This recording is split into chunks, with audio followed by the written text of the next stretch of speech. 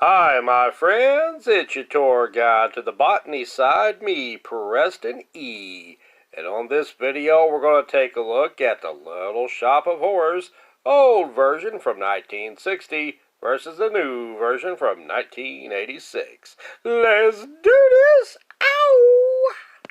The Little Shop of Horrors, at its core, is a story about love. Whether that love be for another person, money, violence, or food, Little Shop of Horrors has got you covered.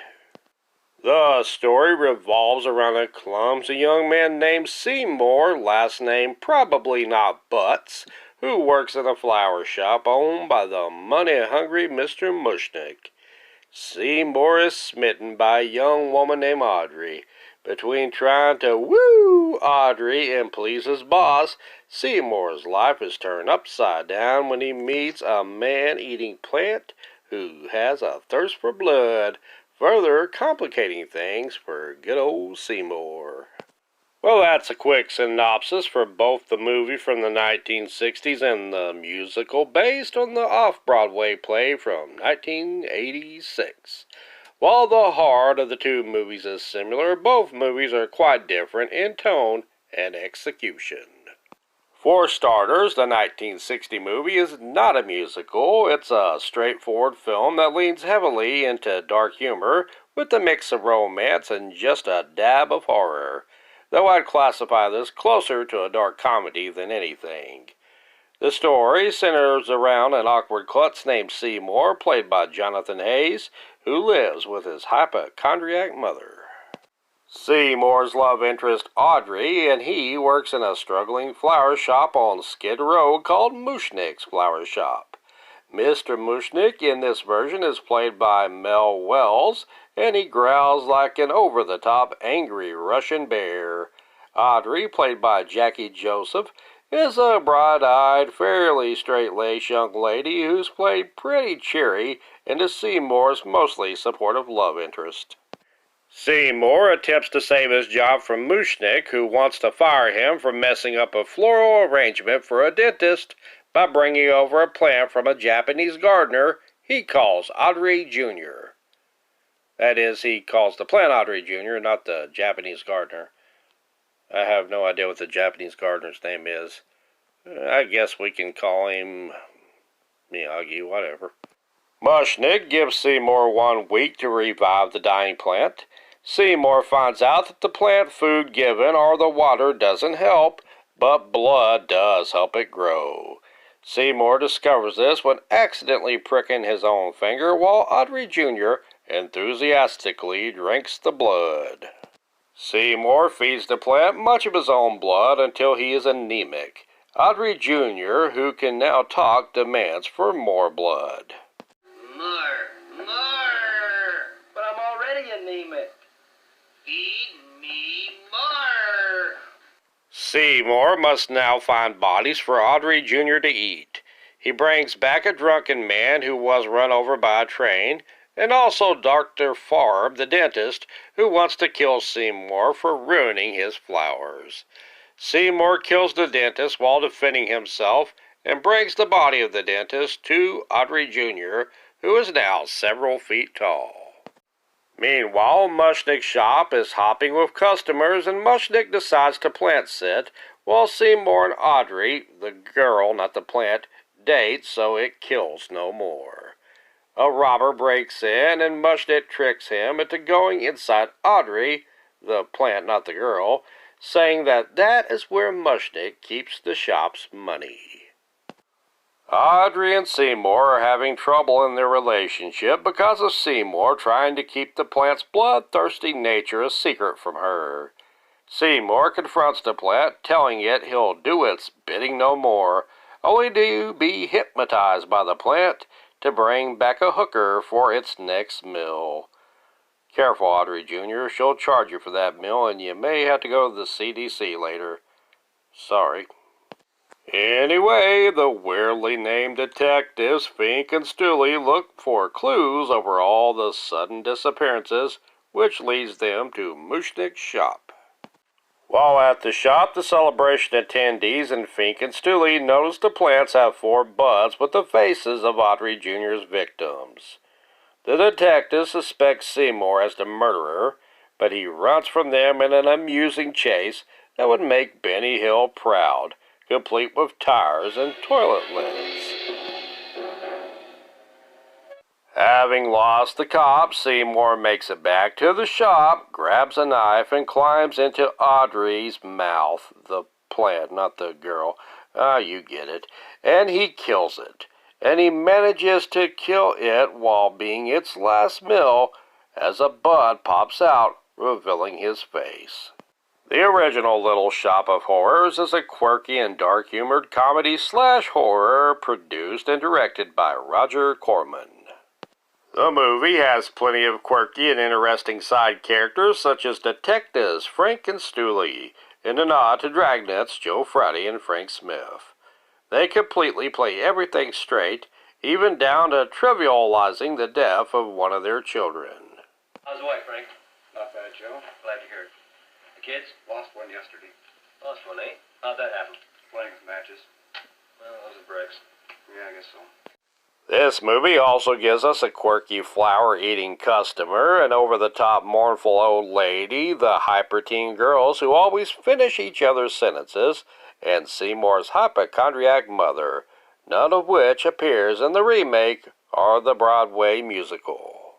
Appearing in the 80s musical is the character of the sadistic dentist, but in this movie he has a much smaller part than he does in the 80s musical and the off-Broadway production. And in the original movie, he is called Dr. Phibius Farb. He has no relationship with Audrey in this movie, as he would in later films, but he does keep his gleefully sadistic nature. Now you are going to get it. Oh, you are going to get it. Look. Perhaps this movie is best noted for a bit part from a gleefully masochistic dental patient named Wilbur Force, played by Jack Nicholson in one of his earliest roles. I can truly say I've never enjoyed myself so much. I'll recommend you to all my friends. Thank you. Bye. Bye now. Charles B. Griffin has an uncredited role as the voice of Audrey Jr. This movie has become a quirky cult classic that would go on to spawn an off-Broadway musical that would go on to inspire the 1986 movie musical. The 1986 film, directed by Frank Oz, stars Rick Moranis as Seymour, the nerdy and clumsy florist, Ellen Green, Seymour's love interest known as Audrey, who's also in an abusive relationship with a sadistic dentist, played by Steve Martin. Vincent Gardenia plays the penny-pitching grouchy boss of Seymour, Mr. Mushnick, owner of Mushnick's Flower Shop. In this musical adaptation, there is a Greek chorus of a doo-wop trio called Crystal, Rodette, and Chiffon, played by Tashina Arnold, Michelle Weeks, and Tisha Campbell. This movie also gives us a cavalcade of many comedic actors such as John Candy, Jim Belushi, Christopher Guest, and Bill Murray, playing a role similar to the one Jack Nicholson played in the original as a masochistic dental patient. The planet itself is seen getting its origins due to a solar eclipse and comes down to Earth at the Japanese shop where Seymour buys it and brings it to Mushnick's.